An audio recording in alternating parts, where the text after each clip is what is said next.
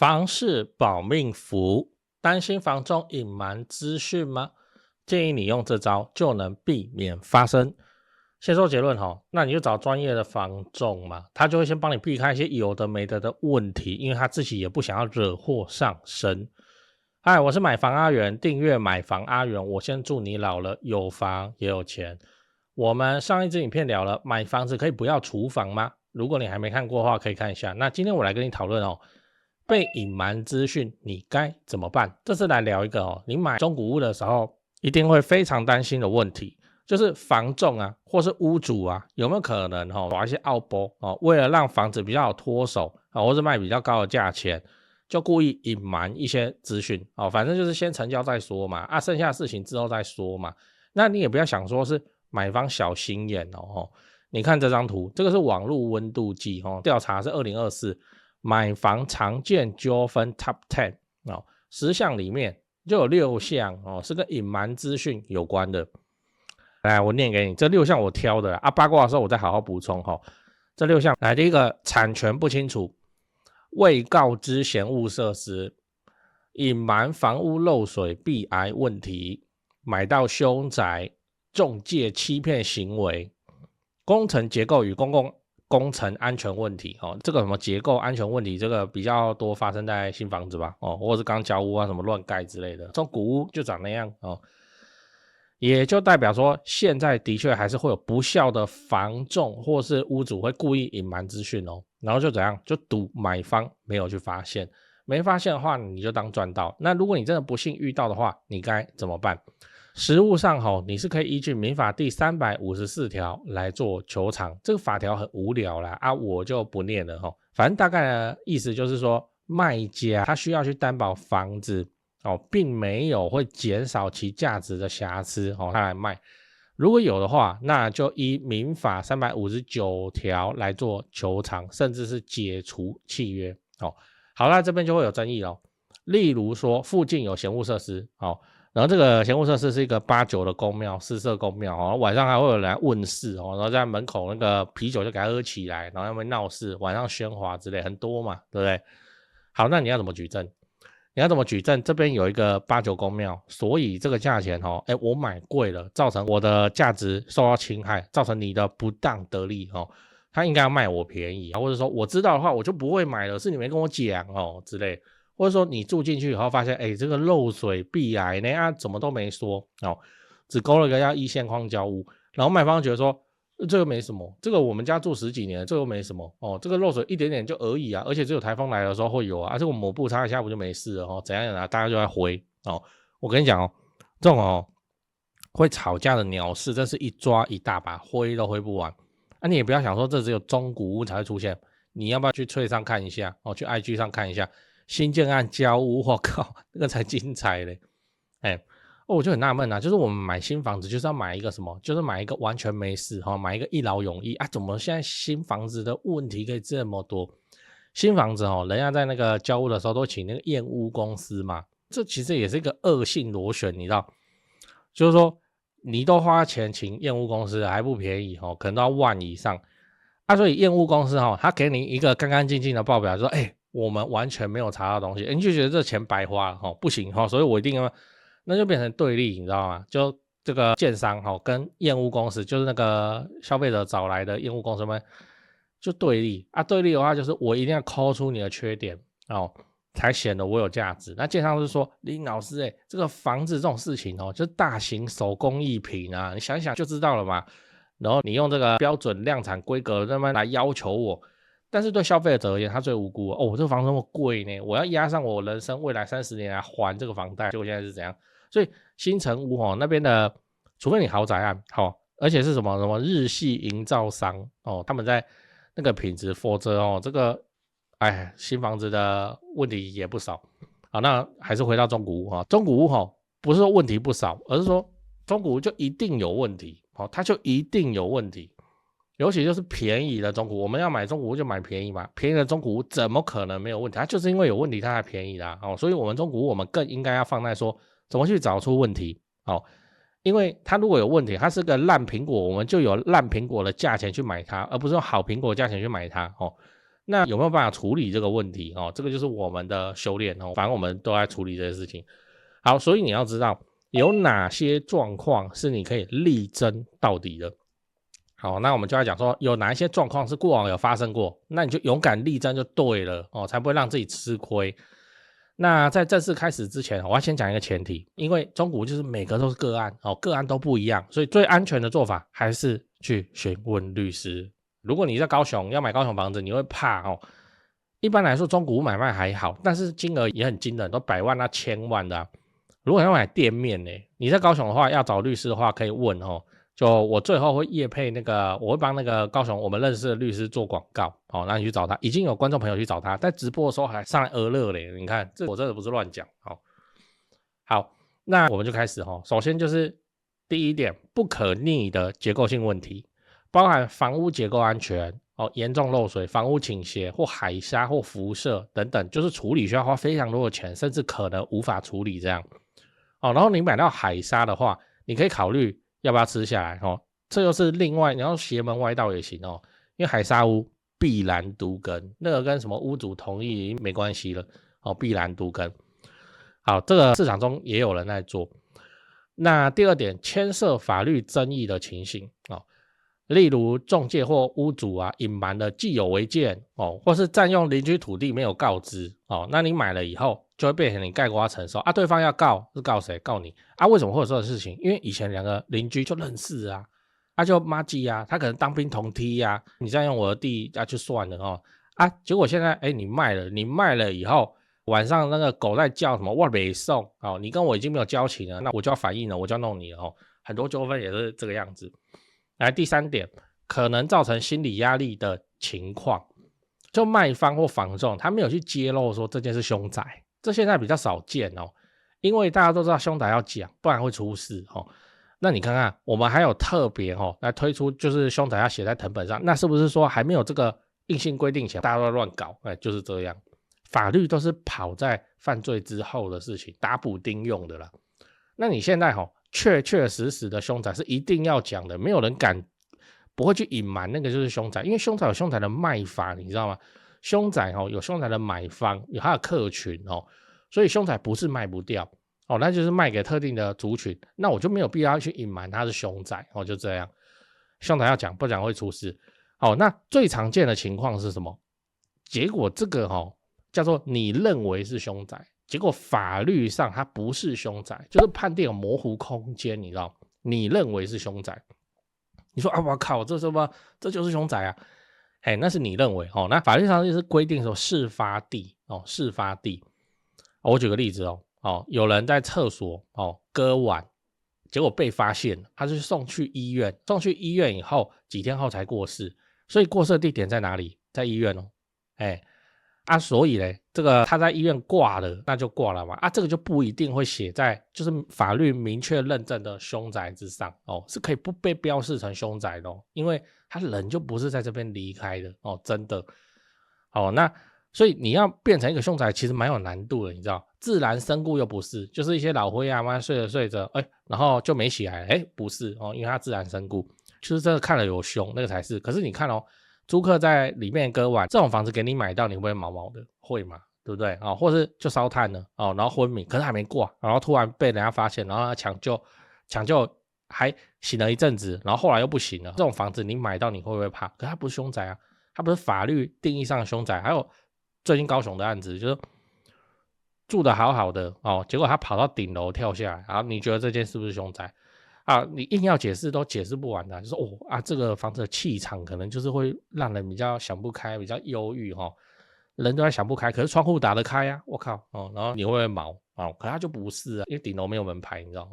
所以这凶宅要分主观认定或民间自己的认定。然后我跟你讲，这边就是 bug， 就是现在一堆都是要法官去判说这个是凶宅，这个不是凶宅就是已经闹到这个程度了，然后后面又发生，然后那法官就去查档案，然后就看以前学长姐怎么判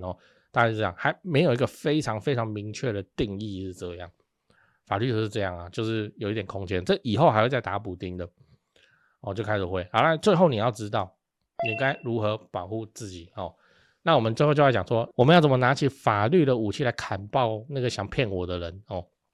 首先当然就是要尽早提出，依据民法第365条尽早交屋后6个月内提出异议，不然期限过了以后你自己吞，后面的举证会变得非常困难。那最常有争议的就是漏水，因为有可能你买的房子有做天花板嘛，然后小漏的时候就用低的，低到天花板你也没感觉。台风是有季节的，你知道，然后做了台风之后才发现，哇靠，这个阳台会排水不顺啊，这个会倒灌啊，林老师然后我的木地板都做好了，然后现在财损，然后我去找，超过半年了啊，就这样。那很麻烦，真的很麻烦那你要怎么举证说这个漏水不是这段时间之内才出现的情况，还是怎样？还是你住进来了，你去问那个屋主，屋主一定跟你说没有啊，我怎么知道？我住10几年都没事，为什么你一住就出事？这个我不知道之类，有没的，会很麻烦。所以教我以后赶快检查，越早发现问题其实是越好的当然你心情不好就赶快去弄嘛，现在还在法律可以保护你的时间之内嘛亡羊补牢嘛，就给它补起来不要到新的羊跑掉那因为如果对方不认，你们后面只能打民事那个旷日费时。那我刚才讲了漏水问题，请问你要因为打这个官司，结果你的漏水都不处理吗？继续让它漏吗？等到官司尘埃落定之后再来处理吗？不会啊，这伤敌1000自损800而且你会被你老婆念到死而且这个伤敌1000还不一定能够成功所以我认为最好的办法就是事前避免掉这个问题，就是你去找厉害的中介，不是找没漏水的房子，而是找厉害的中介我来帮你找房子。为什么？因为厉害的中介它有一个特点，这个特点是什么？他比你还要怕麻烦，比你还怕，真的比你还怕。你看他一年成交几间我随便讲10间好，那一年就是12个客人。好，那如果一个成交的客人就要找他处理，好，那我们刚才讲的争议问题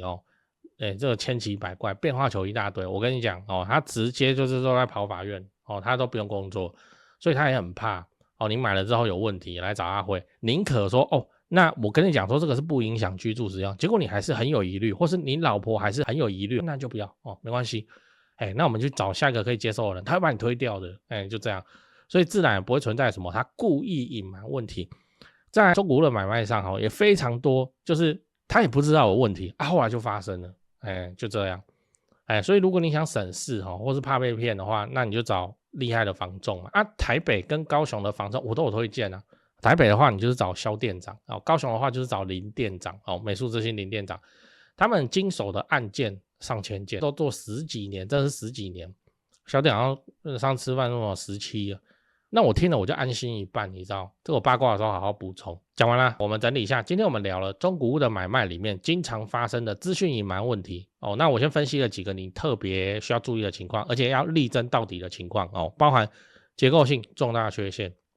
法律纠纷、凶宅争议，同时也提醒你说，如果发现这些问题的话，该如何依据民法来保护自己要尽量在交屋后6个月内提出。而且我也提醒你，真正有效的防范方式就是事前你就去找专业可靠的房仲，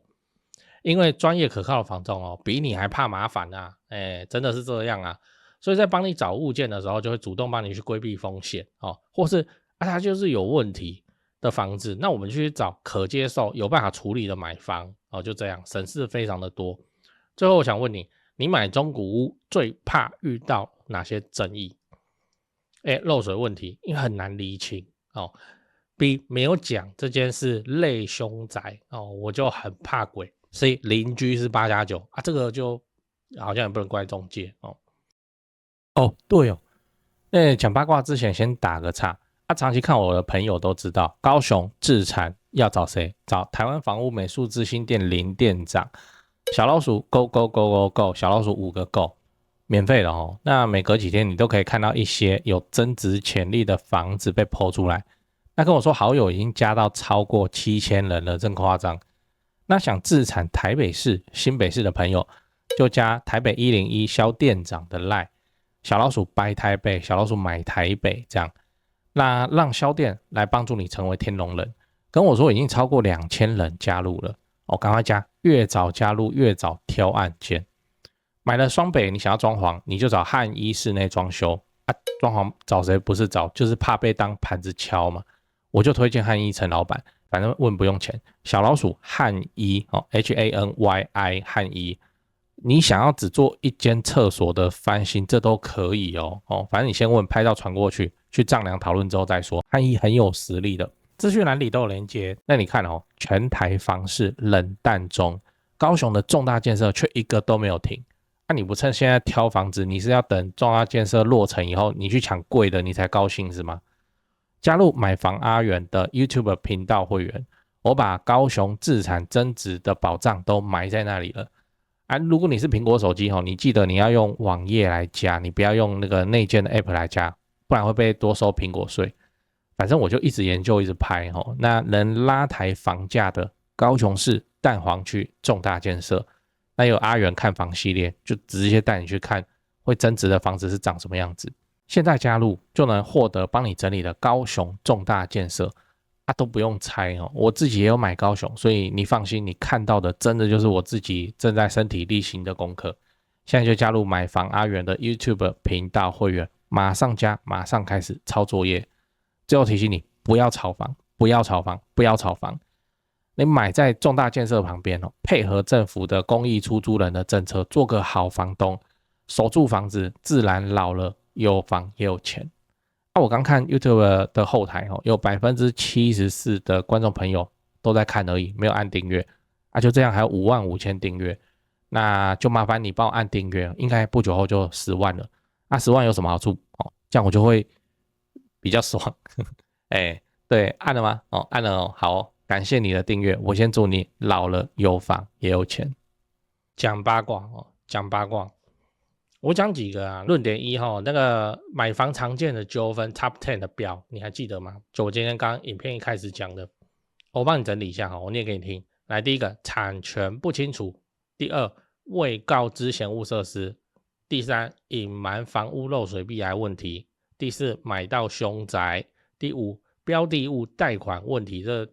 去年非常的多前年也很多。好，那第六，服务报酬争议就中介费第七，仲介欺骗行为；第八，评述与实际有落差，这也蛮奇怪。第一点叫产权不清楚第八叫评述与实际有落，那不是产调的时候就要做好了吗？好，第九，工程结构与公共安全问题第十，不退还斡旋金定金我是认为说你看它上面的10点确实都是问题，可是没有讲到一个我刚刚的选项最后一题叫恶邻居，对不对如果有一个房仲品牌或者个别的房仲，他有办法做一个调查，叫做恶邻居调查哪一家仲介或哪一个仲介如果开发出来此屋邻居经认证经访谈非恶邻居，然后盖一个好邻居章，哇，这个对买方来说会非常有吸引力真的。恶邻居那个如果要调查的话，要调查到什么情况？要调查到首先隔壁嘛，对不对？是不是个8、9然后楼上楼上也要，楼下也要，为什么？对不对你想一想就知道啦。楼上就是怕吵楼上可能生活习惯很差或者什么，然后让小孩子让跑来跑去让你没办法休息这种我们看的还少嘛。我们在脆上找噪音问题一大堆。还有楼下，楼下是什么？就是像楼下可能精神衰弱或是精神有问题，好，只要你有一点点小声音，然后他就上来了，然后慢慢一直讲，然后非常的口出狂言非常不客气，让你生活的小心翼翼。隔壁嘛，楼上嘛，楼下嘛，然后做成一个调查，这超难的，这个我都不知道怎么做就是因为难才要做就是因为难不然我们大家都不要管就是因为难才要做。有办法做一个恶邻居的话那相当的 OK 我是说这是一个卖点我看到的卖点那个买房最担心的 Top 10怎么会没有恶邻居是我的话我就要放到 Top 1。其他问题是我们可以不买嘛恶邻居是我买了以后还遇到那怎么办？有非常非常多的莫名其妙的情况我个人认为最难解，其实那个8、9也还好，再怎么样法律还能制裁他。最麻烦的就是那个精神疾病精神状况问题的那个没有逻辑然后他狂暴的时候就是持刀恐吓，你知道吗？那是对你来说要持刀恐吓，然后对他的视角来说叫做我觉得你好吵，你是针对我我要叫你小声一点然后只是我手上不知道为什么就有一支刀，对他来的视角都是这样你要怎么处理？超级难处理，超级变态的，所以很麻烦恶邻居是我们每个人最不想要遇到的问题。而且不管你是租房子也怕嘛，对不对？你买房子更怕嘛哦，你买豪宅也一样啊，你也怕那个恶邻居啊，不是有说什么犯罪率最高的豪宅社区哦，就是这样啊。但是豪宅的犯罪大概都是经济方面很文明的犯罪啊，就不是那种枪炮弹药、毒品啊、诈骗啊。总之，我会表达说，这个买方最担心恶邻居啊，恶邻居在传统的仲介里头几乎没有办法被规范，这也是蛮奇怪的事情。可以做个量表啊，可以说，或是我确实有负责任的帮你简单访谈或是我帮你问了管理员，还问了不止一班，他们都说那个也没什么问题这个也没什么状况之类的。这我不知道，想想看，这是一个卖点吗？论点2，不好查的壁癌这个事情要怎样？这个事情要你买了以后，然后你开始自己去装潢然后你重新装潢的情况之下，你把旧的东西拆掉才发现的东西，你自己人在看屋我管你怎么看，你大概都看不出来的。真的是这样。我讲一个案例都是这种情况。整面系统柜，等你自己拆除的时候，你才发现说那个系统柜就是主卧嘛然后不是做到顶的嘛，然后靠着墙这样。好，大衣柜什么阿嬷大衣柜那也都一样。好，你看的时候都没问题都没事好，甚至还重新油漆过，你觉得说这个应该还好，我也没看到什么漏水壁癌，然后屋主也说真的没有。好，那我们就买了以后拆装潢的时候发现我把那个系统柜整面给它拆掉了，哇靠，这个墙啊下半部整面都是壁癌然后就有问题了你不是跟我说没壁癌？然后那个中介说我帮你问屋主，然后呢屋主就说我怎么知道？我不知道呢原来我这后面有壁癌。好，那现在怎么办？就怎么办？这最常发生在说你那面墙的背后是那个湿区就是浴室的部分，很容易发生中古屋非常容易发生你说屋主有罪吗？屋主自己也不知道他真的不知道他的10几年的柜子就坐在那里，他也不知道是你去拆了以后移开，我靠，这个怎么那么严重？然后他自己在使用那个衣柜，因为有那个挡板嘛，然后那个挡板没事嘛，虽然局部变色或者什么滴水什么都没有连发霉什么都没有是拆掉之后才发现。 OK 买方看了没送这个要还30年贷款的东西必然那么严重，你不告诉我，你自己带入到屋主的视角，你看委不委屈？我怎么知道？如果我知道我就处理了，我也不想让我家有那么大的壁癌，就现在变成我骗你，然后你可能还要告我就很多问题很多问题我在看那个水分子探测器我已经下单了，但还没到货，所以我现在没办法举给你看水分子探测器就这个，来你看，还跟棒棒它有分侵入式、非侵入式，那我们当然是选那个非侵入的。你去看个房子，给人家那个凿一个洞来看壁癌，怎么可能？你又不买，好，那就是个棒棒，然后呢靠近它 BB 大概就是这个用来看壁癌看含水量墙壁的含水量我已经看网络的影片了确实有效验屋公司也会用这种，而且这个水分子探测器你一拿出来，你不觉得就是感觉很专业吗？你去看屋这虾皮有然后才1000多块吧，当然都中国那边来的。想也知道这种仪器在台湾卖，怎么可能1000多块台币还免运就送到你家？你去看屋的时候你把卷尺拿出来，你把那个雷射的测距尺拿出来你把水平仪拿出来，不要用手机的。我知道很多人iPhone 就有，不要用iPhone 还有测距不准。我们在计较后面都是计较那个几公分，那个 iPhone 这是目前还是量不准的你把这个水分子探测器把它拿出来，我靠，我跟你讲，房仲都不敢唬烂你就这样。我会买一个那个玩具我到时候到货我再用看，拍个短片来给你测测看就这样吓人。然后那个水分子探测仪那大概就这样。然后论点3就是我认为的啦，你要找做几十年的房仲，而且要在地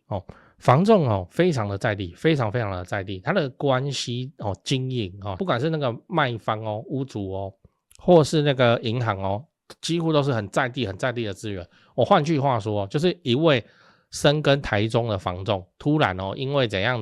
女生房仲突然嫁到，我乱讲，嫁到屏东，他一样可以做房仲，但是他那些关系什么要从头经营就是这样，很在地。那为什么要早做10几年的？因为他什么莫名其妙的情况通通都遇过了，还没被关呢，所以他也是厉害房子是这样，这个金额很大，而且中古屋的题目真的是千奇百怪，中介这一行非常非常的吃经验你找在地经营10几年的房仲真的会比找那个一问三不知的菜鸟先天上就安全很多。我随便讲一个，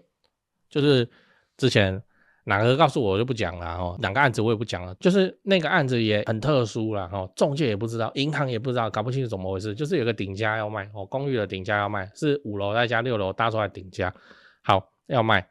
然后就要卖嘛，可是各种探听哦，就莫名其妙探听到说，那间房子哦的6楼可能好像仿佛似乎是有权状的，然后顶家怎么会有权状？好像有，仿佛有，流言蜚语。然后就去查哦，各种用力，还真的查到了。就他的权状写什么？写瞭望台。我靠，你看过这种东西吗？瞭望台，请问贷款可以贷几成？不知道啊，这个东西怎么贷款？然后送银行，银行的承办专员是什么东西？我在这边工作5、6年了，我也不知道这是什么东西。你这个要我怎么？就有那种莫名其妙的情况。我跟你说，我介绍的台北，然后肖店长跟那个美术之星林店长都遇过不止一次，就那种超级莫名其妙的情况。你根本都不知道怎么处理的情况，然后他们遇过，然后还想办法帮你处理哦。